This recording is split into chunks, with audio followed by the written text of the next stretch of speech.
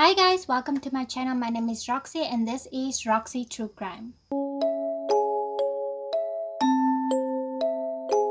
Today's case is a new case from my Where Is series, and it's a case of William Tyrrell, a 3-year-old Australian boy that went missing. William went missing on the 12th of September 2014 from a small town called Kendall in New South Wales, Australia. William's parents or foster parents are initially from Sydney, Australia, but they went to his grandmother's house that specific weekend that he went missing. So before I dive deeper into the case, as I normally do, I'm going to give you guys a background on William, so that you guys can understand the dynamic of the case a little bit more, and as I explain more about the parents and why the parents were not allowed to talk publicly or make their identities public to the rest of the people, or why they were not allowed to show their faces or talk about William's disappearance. William was born on the 26th of June 2011, but when William was approximately 8 months old, he was taken from his biological mother and he was placed in foster care. Now, approximately a month after William was taken from his mother, he went into foster care and he lived with his foster parents, the parents that he unfortunately went missing from. So William's mother and father basically have been in a relationship, but domestic abuse was a problem in their relationship, or they lived in a household filled with domestic abuse.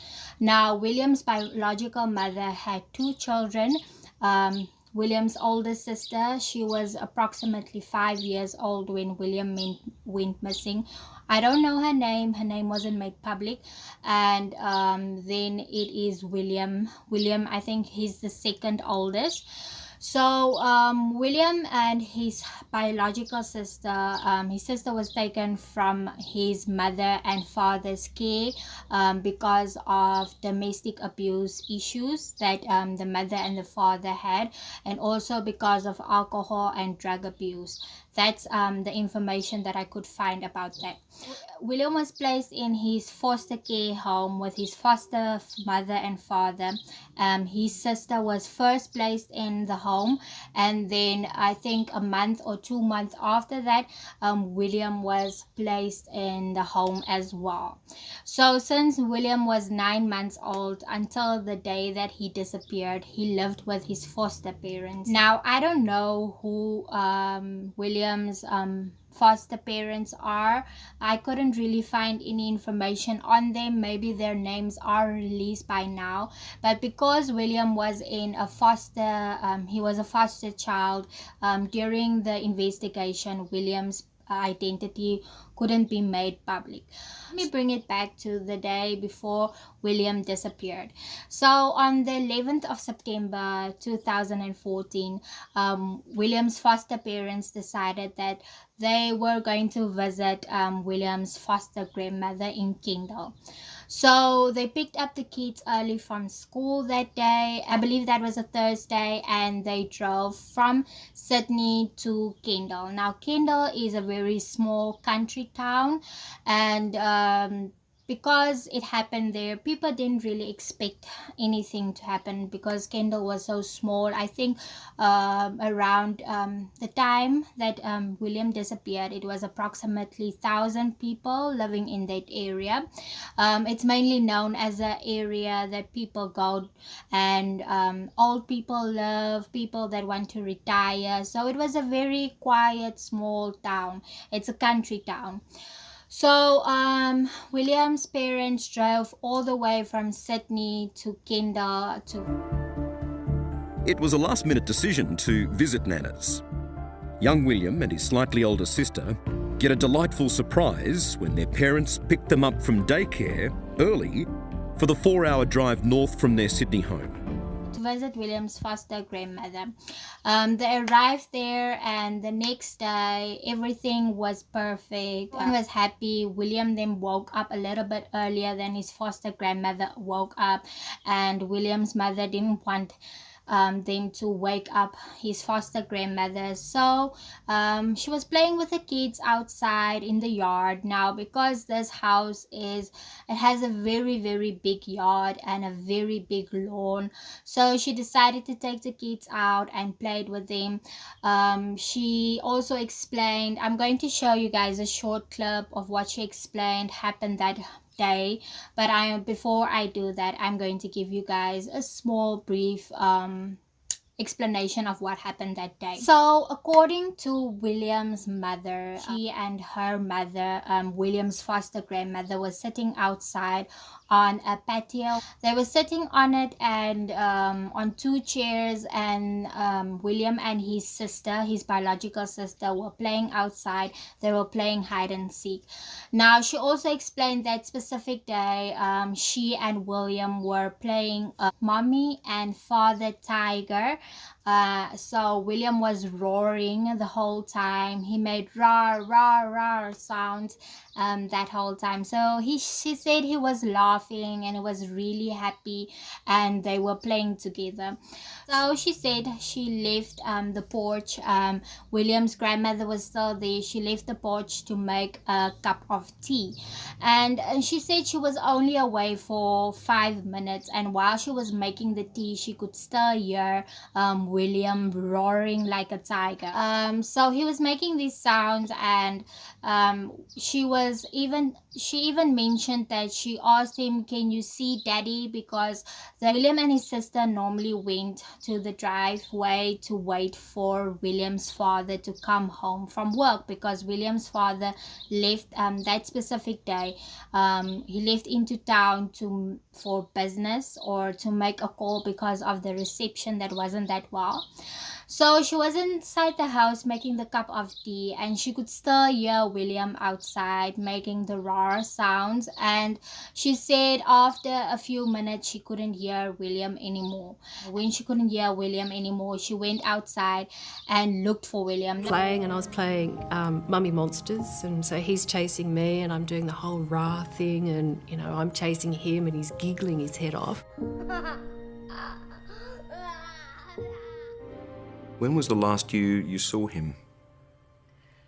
Playing around that patio area. Mum and I were sitting on two chairs, and then he jumped off.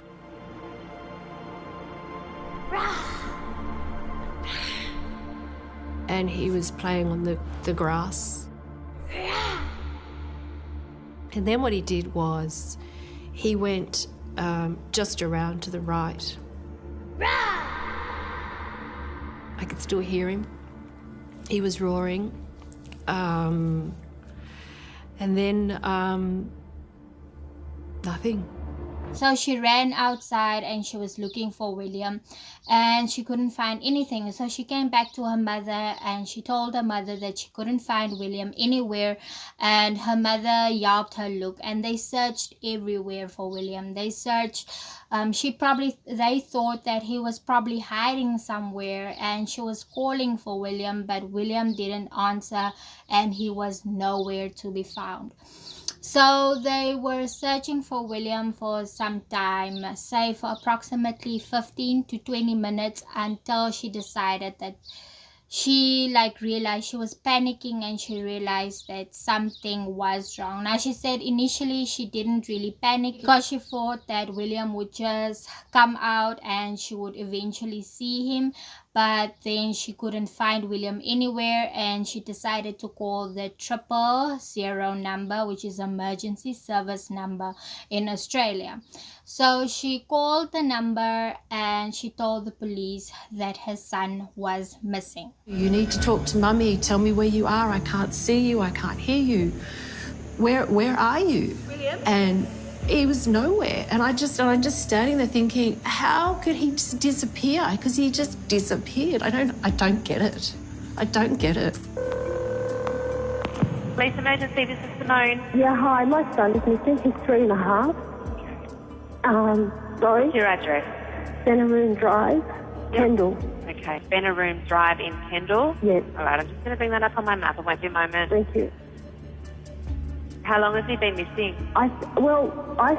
We've been looking for him now for about 15 or 20 The minutes. police arrived approximately 10 minutes later and they were all searching for William. William's father was there. He was searching too. He was really distressed. Everyone was just in a panic because they immediately knew that someone took William because they couldn't find William anywhere. So approximately 200 people came together, people from the community, people from emergency services, people from the police, everyone came together and they were searching for William everywhere, but they couldn't find William anywhere.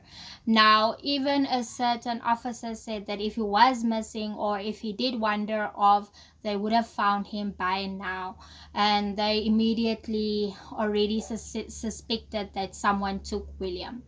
So for a few days, they were searching for William. Everyone was active on the search, searching for William, but they couldn't find anyone. The police also brought dogs there to track William's scent, but the dogs didn't track the scent beyond the yard of the family. Because the house was in a dead-end street, it was very unlikely that someone would come in the street.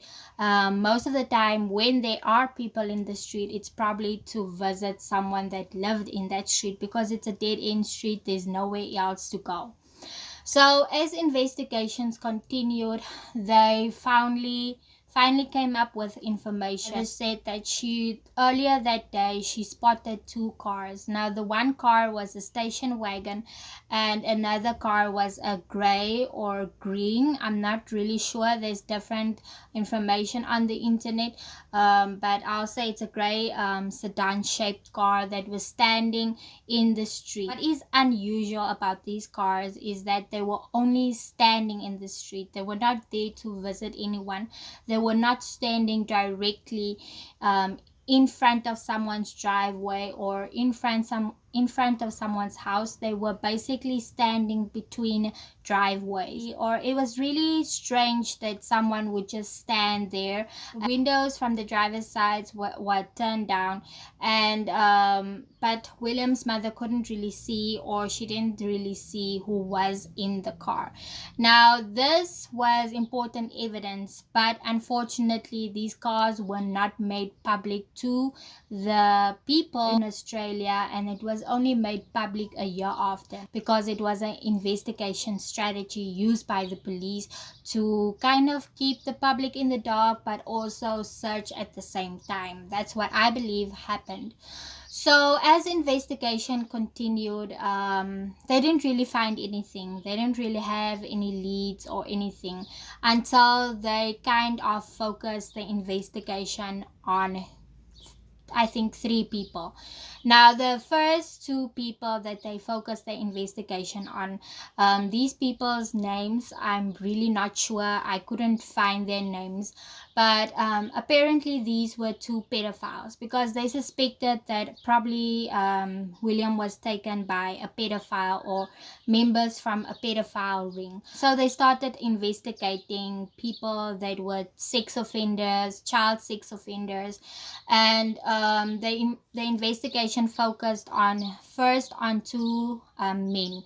Now apparently on that specific day when William went missing, one of these men, they were apparently friends. One of these men went to another man's house and they spent the day drinking and visiting each other. So later on, investigation said that no, one of these guys denied even being friends, and apparently they were not together that specific day and they had no involvement with William's disappearance. Now these were the 2 guys that investigation, or a person of interest. The detective that was dealing with the case said there wasn't only 1 or 2 or 3 people or persons of interest. There were several different persons of interest in William's disappearance. So the second person of interest that was really made public and talked about a lot by people in Australia was Paul Spedding. Now, Paul Spedding was a local repairman in Kendall, or the area of Kendall, and a few days before the family arrived in Kendall at the grandmother's house, Paul Spedding went to the grandmother's house to fix washing machine. Now, the reason why they focused on Paul, or why they Paul was basically a person of interest, is because Paul had a history of sexual abuse with a minor. I'm really not sure. More details were not given on what these charges were, but I know that it was significant enough that the police looked at Paul Spedding. Now, Paul Spedding denied that he went to the family's house while the family was there, or while William was there. He said he was there on the 9th of September. That was a few days before the family came to the grandmother's house. And he was only there, I think, on the 19th. I'm really not sure. I'm going to put the date on the screen. He was there the 19th after William disappeared. The reason why the police focused on Paul, because they thought that because Paul still needed to come back to fix the washing machine, and because William's mother called Paul and asked him about the parts that were supposed to arrive so that he could finish fixing the washing or repairing the washing machine. So the police thought that he probably came over and he probably then took William, or he might have had an accident and took William, or anything in that line. I'm really not sure what the police thought process was. Now, I can't really tell you guys whether I believe that he was there or not, but a lot of evidence points that he wasn't there, because firstly, the parts that were supposed to arrive only arrived after William's disappearance, but that still doesn't mean that he couldn't have gone to the family's house that specific day to maybe explain about the parts, because a lot of people don't really like talking over the phone. They like explaining things in person, so maybe he was that type of person. But that is very unlikely. Why would you go to a family's house when you don't have the parts to fix the washing machine? And the second evidence that also points that he wasn't there was he was at his or according to other parents, at his grandkids' school. He was at his grandkids' school for some kind of ceremony. And another piece of evidence that also does not put him in the street of this particular family or near William at that time was he had a cup of coffee at a restaurant, or I'm not really sure, but he had a receipt for that cup of coffee, and that was the time that William went missing. And he went to the Tyrrell house on the 9th of September, 2 days before William went missing, to try to fix the washing machine. He couldn't because he didn't have the parts. So he said he'd come back with the parts as soon as they arrived. Then on the day that William was there, William's foster mum called his answering machine and said, hey, you know, the washing's piling up here, where are the parts, kind of thing. Police heard about that call and wondered, had he got the message and thought, oh, I better go and fix that, or I better go and drop those parts off, a couple of reasons you could rule him out. He didn't have the parts. We know that because we've got a receipt for the day they were delivered, and they were delivered after William went missing. We also know that he was at a school assembly that day watching his grandkids get an award, and we know that because other parents have said so. We know that he had a cup of coffee just before he went to the school assembly, and we know that, Shari, because he's got a receipt. And that. So basically this man had a really tough time because everyone really thought that he was guilty, and he was basically being harassed. He received a lot of media attention. So guys, I'm going to go back to the cars again. Now, there was a man that said, now, I haven't mentioned it before. William, the day that William went missing, he had a Spiderman suit on. It is very important for you guys to remember because this is an important piece of evidence, and that's also why the police got a lot of tips, because on that day of William's disappearance, he had his favorite Spiderman suit. One of the neighbors that lived in that street where William went missing said that specific day he saw William in a car. Now, he said that, and he used to be a judge, or he's a judge at a flower show, and he was waiting for an important part. So he had to check his mailbox regularly because there was a part or something that had to do with flowers, I'm really not sure, that had to arrive that specific day. Now, this item that he was, or this package that he was waiting for, couldn't stay in the mailbox for a long time. So he was basically really alert, waiting for the package, and he said he heard something outside and he thought that it was probably the delivery man coming to deliver the package. And as he was going down the stairs, he saw two cars. Now, he said the first car that he saw was speeding. He saw William pressed at the window. Now, he said at that time he didn't really find it suspicious. The only thing that worried him is that the child wasn't in a car seat, and the car was driving really fast. It was in such a manner that the two car wheels were on the ground, so he could see that the people were really in a hurry, but he didn't really think anything of it. And he said behind that there was another car. I don't really know if he did say what type of cars it was, but he did say that there were two cars behind each other. Now, as you guys can remember earlier, William's mother said that she saw two suspicious cars that was standing in the street and wasn't really standing at anyone's house and was standing between driveways. And this kind of confirms what William's mother was saying. But unfortunately, the reason why this information wasn't taken serious is because this man reported it too late. He was very alert that morning. Particularly that morning, he was very alert because one of the things he does is propagate flowers and cuttings. And he was waiting for a delivery of some small cuttings from Plants Express, and you can't leave them in the post office overnight. And this was a Friday. William went missing on a Friday.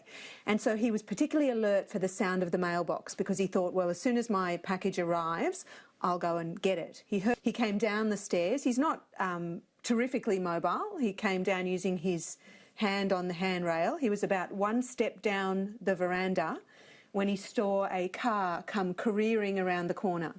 And the reason he noticed it was because, well, two reasons. It was travelling at speed, and it was also coming almost off the tarmac. So it was a kind of car that you could kind of see was swinging around the corner into his driveway, and no further than from his veranda to the street. So he has a really good line of vision.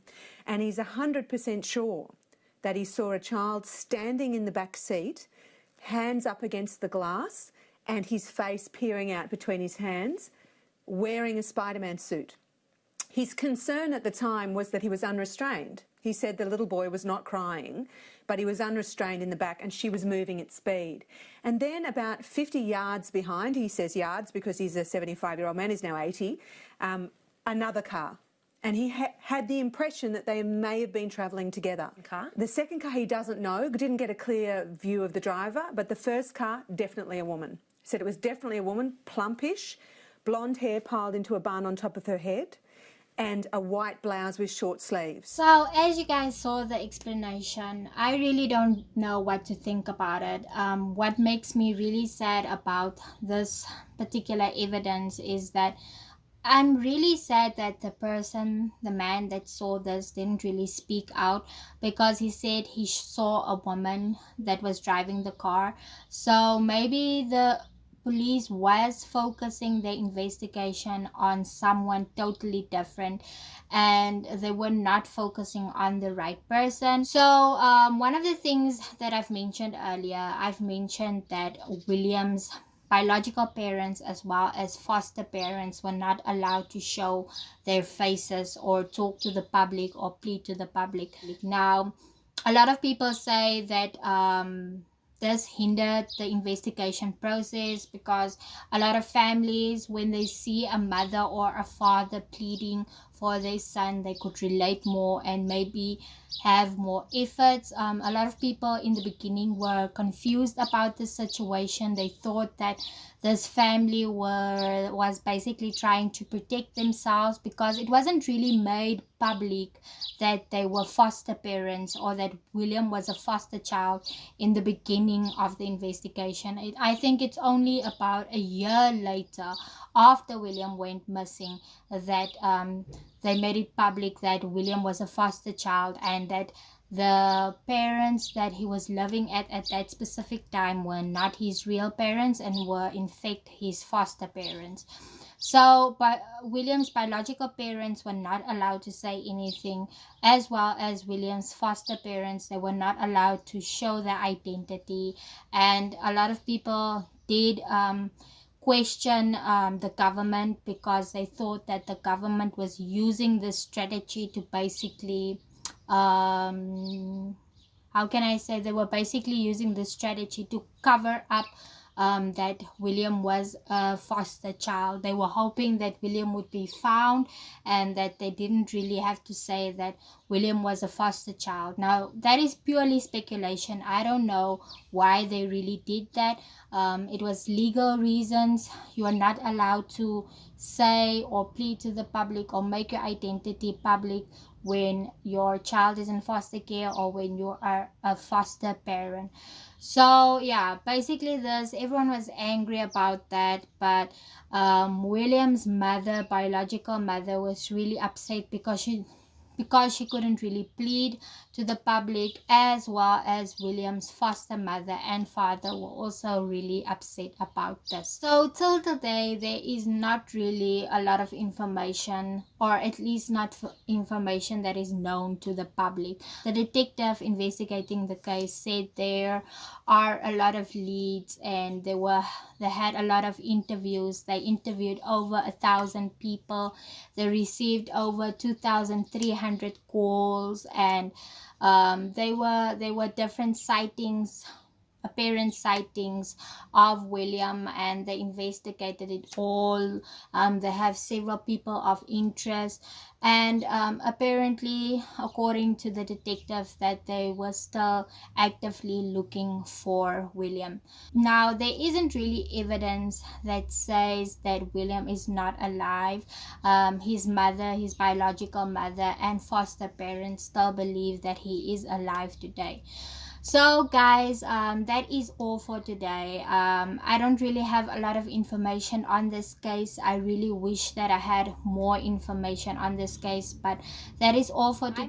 The aim of my Where Is series is to raise awareness over these cases, this missing persons cases. So please share my videos with everyone, so that you can spread awareness over William's case. And another reason why I also do the Where Is series is to raise money for Thorn. So if you want to donate money for Thorn is an organization that fights child trafficking. So if you are interested in donating money for Thorn, I will just leave a link down in the description box. So guys, that is all for today. Thanks for watching, and I'll see you again in my next video. Bye.